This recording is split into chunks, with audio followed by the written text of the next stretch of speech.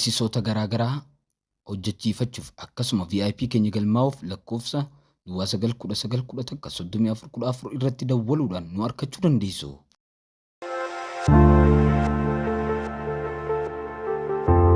Oromoo Riikard Dhibbakee.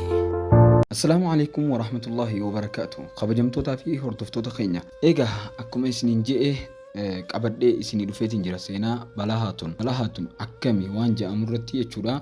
Yaada tokko yaada miidiyaa hawaasaa irraa akkasuma kaniin ifii qabus wal cinaa qabee isiniif dhiheessa. Saniin dhufee namoonni hedduulleen mee waan yaada sii ta'e yookaan yaada qabdu atilleen baasiitii yaada keessan nuuf himi waan jedhaniif saniif jecha yaada qabadhee dhufe. Inshaallah mee tokkoon isiniif ibsa haga dhumaatti nu hordofan isiniin ja'a. Jalqabuun duratti namoonni chaanaala kanaaf haarawaa taatan like, share, subscribe godhuu hin dagatinaadha. Akkasumallee viidiyoo irratti nu daawwadhaan isiniin ja'a. Egaa mee dursa seenaa Baalaa irraa haa eegallu. Baalaan nama akkamii eenyu turte kana haa eegallu odoo waa'ee fiilmaatti hin seenne jechuudha.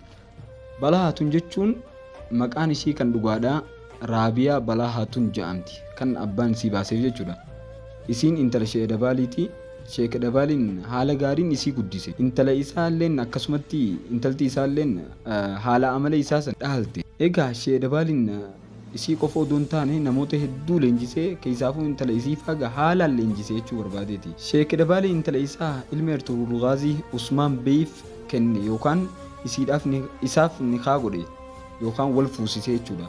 Akka seenaan jedhutti Usmaan dhufee intala isaa Baalaa akka Sheek Dabaaliin kennuuf gaafate. Garuu Sheek Dabaaliin ni dide. Ergasii Usmaan yeroo muraasa booda abjuu tokko argee abjuu isaa dhufee Sheek Dabaalitti hime. Abjichis waa'ee jiinii dhufee onnee isaa seenee mukni guddaan keessaa ol bahee mukni san damee gurguddaa qaba. Akkuma fiilima irratti gartan san jechuudha. Haala taasaniin keessaa ol bahee malaama san Sheek Dabaalitti hime. Sheek Dabaaliilleen amma yeroon intala koo itti siif kennu jedheenii akkasitti intala isaa Baalaa fuusise. Usmaanilleen akkasitti jaalallee isaa fuudhee manatti galfatee jechuudha. Yeroo mootummaa Usmaanitti deebinu garuu namni harka mirgaa Usmaan ta'ee mootummaa wajjin hundeessee isii ta'uu seenaan ni dubbatti. Akkasumatti illee nama wajjin mari'atu haadha marii isaa ta'uu seenaalleen ni dubbatti. Akkasumas illee haadha Alaaddiin Alii Baashaati ilma Ottomaan Empaayirii keessatti jechuudha. Yooniif ammoo gara du'a isii kan dhugaatti dhufne akka seenaatti Balaa Haatuun duuti isii masaraa Bilaajiik Turkii keessatti bara isiin keessatti duute akka faranjiitti bara 1324 keessatti duutee jedhama. Hordoftoota keenya seenaa kana gubbarraa tuttuqee isin yaadachiisuufi malee diippilii keessa gabbu'ee yookaan gadi fageenyaan keessa gabbu'ee seenaa kana isiniif hin kaafne. Egaa erga seenaa isii tokko lama kaafne booda mee waa'ee fiilimaatti xiinxala fiilimaatti haa dachaanu. Laakiin wanni hubachuu qabdan namni hundinuu seenaan kun akka waan wanni an amma isiniif himu kun akka waan dhugaatii miti.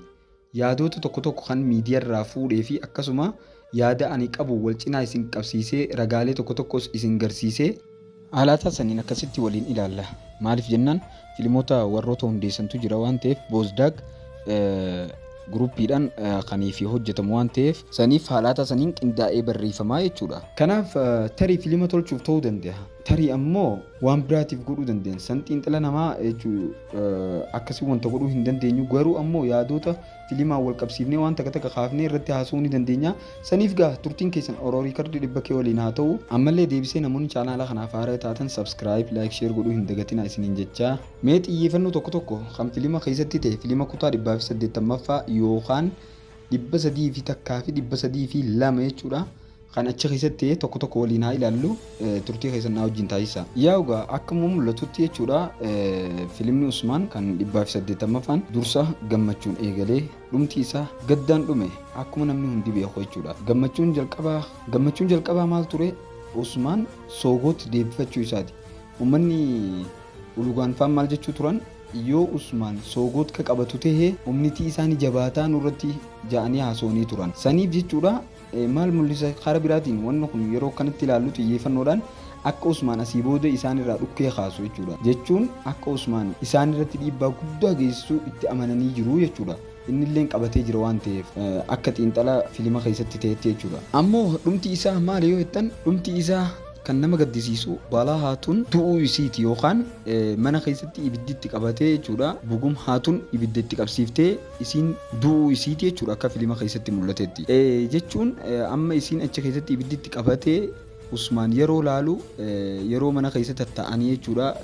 Yeroo jalqabaa jechuudha galgala keessatti yeroo inni faarsu sagalee isaa akkumaan isiniif kaayu kanatti ni dhageeffattanii jechuun dhiifamaa wajjin gaa viidiyoo kurulus Usmaan asirra baasuun seeraan dhorkamaa waan ta'eef sagalumaan isin yaadachiisaa keessatti akkuma kunoo sagalee tanarratti isiniif banaa gara fuulduraatti dhageeffattanii sagaleen as jalatti jechuudha dubbisee isiidhaan jechuudha waan hedduu walitti dhadhaammatanii yeroo san yeroo harka isii ilaalu harka isii hamartii qabdi. Hamartiillee addaan baafatee jira jechuu barbaadeeti. Hundi keessa yeroo takka sagalee kana waliin dhageeffannee walitti haa deebinu.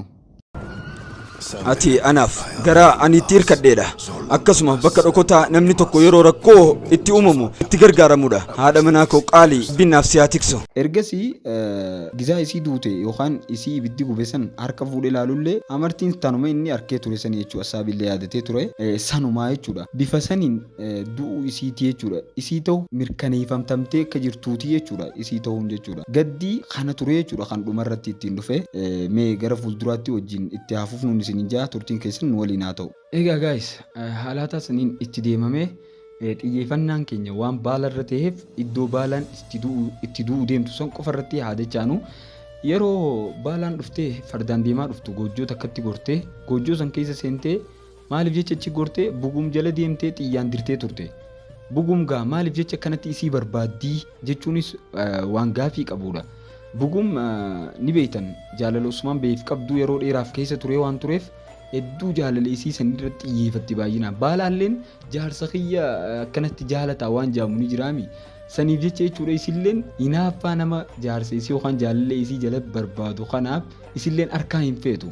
Bugum ammoo wanni dila kana guutuu hammeessee akkuma filima keessatti kana duraa keessatti illee mul'atee ture. Sababa isaaniitiin sababa baalaatii fi sababa goonjaatiiniin angantuu tahee sababa isaaniitii garuu irraa hin kafaluu ta'a jettee deemtee turte guyyaa jechuudha obboleessi Yuusuf fa'aa ajjeesuuf ka'an jechuudha.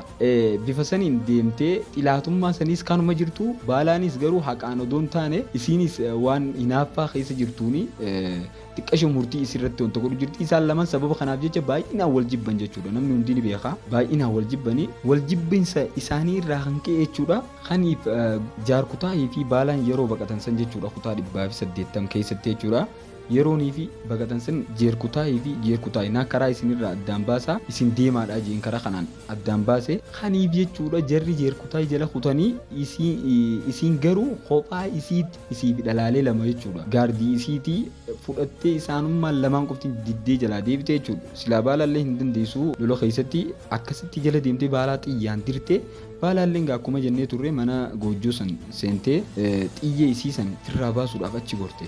Garuu ammoo farda isii ala keessatti ol seentee jechuudha. Alajaa jechuudha farda isii maqaan alajaadha. Ol seentee xiyya san firraa baasuu eegalte ibidda qabsiifte. Yeroo san bugum odoo deemu jirtu jechuudha bugum haatuun farda isii san garte. Farda gartee itti ol gorte. Fardilleen hedduu takka jechuudha. Fardi maaliif jennaan kan jalqaba Usmaanii wajjin gaafa jalqaba wal jaalatan san namni egaa Usmaan jalqabarraa laale hedduu ni beeka. Jalqabarraa wajjin turte waan ta'eef ni beeka leenjii qabaa leenjii isii qabaa. Hararraa duraa hiikuu dide. Hararraa duraa hiikuu dinnaan ati yoo si diddeettee billoo baafattee murte toora mormaa kanarra jechuudha. Yeroo san fardii gaa ni ceehee isiin farda isiirraa buutee baalatti manatti dheeyxe. Baalaan xiyyee yeroo saniif keessaa baaftee if gubaa jirti. Yeroo san dhuftee jettee walitti gabbahanii dhalaa lameef biraa qabdi gaa isiniin jeen ture. Akkasitti baalaadhaan wal tafattafanii jechuudha. Hedduu wal lolanii akkasitti mana keessatti wal lolanii baalaalleen kee injifattee jirtu jechuudha. Kanuma diraala madaallee qabdu. Kan injifattee mukaan fuutee mataa keessa dhoyitee gaggabsitee jechuudha. Tara lama dhoyiteeni. Yeroo sangaa erga mataa keessa dhoyitee gaggabsitee hinaaffaan gaa waan nama goon hin qabdu odoo silaa nama biraa ta'ee ibidda san itti qabsiisan qixaaxanii waan guddaa fa'aa harkachuuf yaalanu malee isiin garuu hinaaffaa waan qabduuf isii firraa jeesee jaalala Usmaan san harkachuu barbaadde jechuudha. Saniif jecha bugum ibidda itti qabsiiftee deemte. Yeroo san dhalaalee lamaatiitu wajjin ture. Achi oliis gaaziidhaa fi haliimeedhaatiitu jira yookaan ammoo Mariyam jechuudha. Isaan lamaantu jira. Gaazilleen gaa ni beeytan goota yeroo hedduu lolee ni qabna naamin je'anii itti gaddeemu ture garuu immoo isiin gaazii dhoorku turte mucayyoon sun maaliif jennaan kara tokkoon diinaa akkas yaaddeeti isiin ifiifuu jeesuu barbaadde waan ta'eef karaa saniin akkasitti jechuudha buguum bifa sanii ibiddatti qabsiiftee dhalaa lamaa bira jira dhalaa lamaan sanirraa takkaan hanga dhumate du'a isii arguun barbaada haga dhumatuutti asiin deemin jetteen ichi dhiiftee deemte jechuudha mucayyoo takka gaaziinis abbaa kiyyaan itti yaama je'eeti gaara keessa kutee ce'aa jechuudha mucaan ibidda waan ifii dhaamsuu hin dandeenye mucayyoon taan ammoo achi jirti asitti wanni takka kan isin hubachiisuu barbaadu jechuudha akka yaada kiyyaa akkasumas sooshaal miidiyaa tokko nama jalaa arke jechuudha mucayyoon Mariyam jechuudha yeroo Usmaan faan dhufan duraan jechuun chee ol dhaabbachuu jirtu seeyfii baafattee bakka manaa tana dhaabbachuu jirti. Anamma fakkeenyaaf akka xiinxala yaada hiyyaa akkasuma akka namni tokko ja'anitti baala haatuun hin duune maaliif jecha yoo jettan sababaan isaa fakkeenyaaf intala takka achi dhiiftee deemte intalti san yeroonii fi Usmaan faan dhufan hin jirtu bakka san akkasumallee deebii intalti jechuudha bugumii wajjin dhufte san jechuu kiyya haga gubattee dhumtu laalii jetteeni jechuudha. Isiin san hin jirtu yeroonii fi mucayyoon seeyfii harka qabdi. Mucayyoonoo duraan baasuu diddee seeyfii harka qabdi. Yoonii fi Usmaan faan dhufeef saniif seeyfii baafattee dhaabbachuu jirti yoo jettan an akkamma yaada mataa kiyyatti akkaan jechuudha qorannoo tokkollee harkatti mucayyoon tun baaftee jechuudha ibidda san keessaa baaftee intalataan sanitti hamartii kana jechuudha itti keeysee achi keeysee isii ajjeeftee jechuudha achi keeysee maaliif yoo jettan gar tokkoon isaanillee seenaa irratti hundaa'u waan ta'eef warri jechuuf filima kana qindeessu seenaa irratti hundaa'u waan ta'eef waa hunda fakkeenyaaf wal qabsiisan jechuu barbaadeeti. Isiin seenaan akka jettutti kumaan jalqabee isin haasee ture bilaajee keessatti duutiyya akkasumiti bilaajee keessatti duutii garuu ammoo amma bakkitti duute ibiddaan asitti itti qabsiifamee ajjeefamtii akka akkasiiti jechuudha. Kun amma odoo mucayyoon san achi ejjituu waan fakkaatus natti hin fakkaatu beeyta. Har tokko mucayyoon ifii ajjeesuu barbaaddiisi maaliif jennaan haaluu maatii isii san irraa bahachuudhaaf ifii ajjeesuu barbaaddi. Walumaa galatti an akka yaada kootti isii waan duutu natti hin fakkaatu. Garuu ammoo filima kan torbee 180 takkaa fi 182 keessatti illee waan dhuftullee natti hin fakkaatu.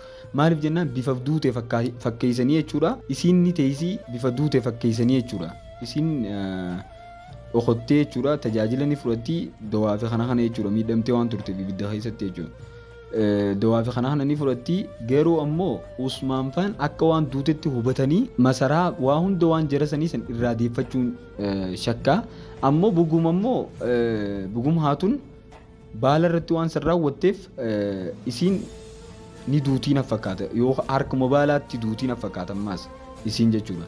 Ammoo ulugaanii fi jara kaan ammoo ulugaan faamma akka waan tokkoon ajjeesuu duraanis inni kun akkumaan isin himee ture keessummaa yerootii ja'a beektaa jalqaba irratti yeroo eegalu san keessummaa yerootii ja'a keessummaa yeroo kana eegaa yeroon isaatti ga'uu dandeessi.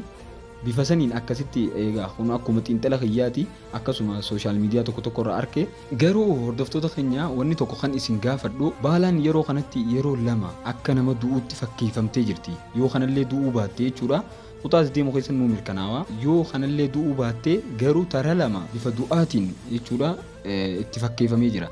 Tarii bara kana keessa du'uu dandeessi yookaan bara jahaffaa kana jechuudha siizinii jahaffaa kana keessatti du'uu dandeessi waan jedhamu naaf isiniifillee akkuma gaafitti haateessu namoonni immoo gaafii kana irratti hirmaachuu barbaadan koomentii jalatti nu deebisaan isiniin jaa akkasuma mee kun hundinuu akka xiinxalaa kiyyaatti eegaa isinoo maal jettan koomentii jalatti nu barreessaadha. Amma kutaa 180 mee xiinxala isaa asumatti dhaabnee gara kutaa 180 takka beeyisa isaa namoonni ilaaltan gara isaatti mee haa deebinu beeyisa keessattuu akkami maaltu fakkeeffamee akkamitti wanni kun akkamitti akka ta'e mee waliin haa ilaallu yaadota tokko kan sooshaal miidiyaa irraa fuune wajjin waliin haa ilaallu turtiin keessan nu faana haa ta'u isiniin jenna.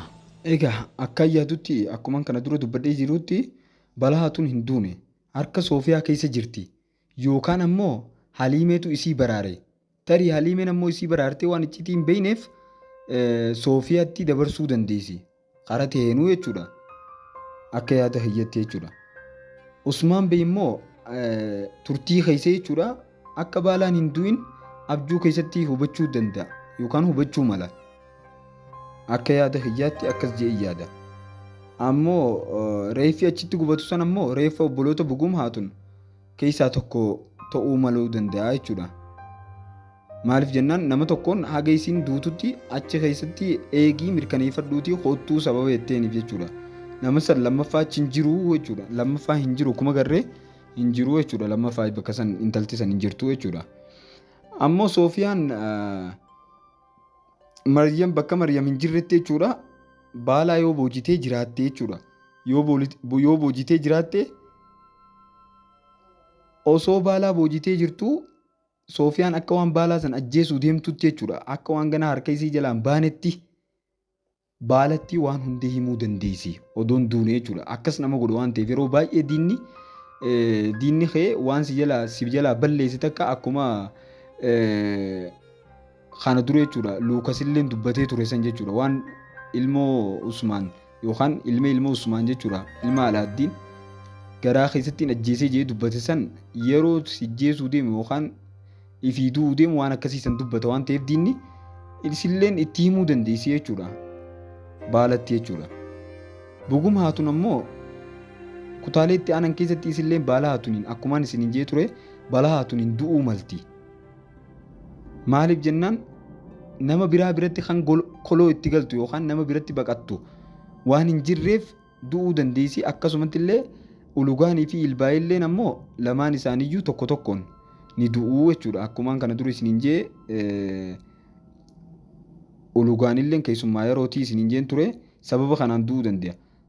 Ammoo akka yaada kiyyaatti ilbaayii fi buguun waan irra dabaraniif hin qabu. Usmaan irra guddaa adaalaa ja'a yookaan walqixxummaa ja'a nama yeroo hedduu tokko jechuudha lubbuu namaa nama dabarse goonkuma nama isaallee maan taane hin dhiisu inni goonkuma jechuudha. Ilbaay waa meeqa balleesse lubbuu namoota hedduu gosa keessatti galaafate. Kanaaf oduu waan fedhatee illee irra dabruuf hin jirtu jechuudha. Isa bugumillee gaa baalatti ibidda keesse kanaafaa waan jennee dubbannuu hin qabnu jechuudha. Maaliif jennaan jaartii Usmaanitti ibidda keesse jaartii bira dabrii jaalallee isaa ibiddatti keesse waan ta'eef isillee waan irra dabraniif hin qabu. Isinoo akkam jettan yaada keessan irratti maal jettu? Akkasumatti illee yaada naaf qoodaadha.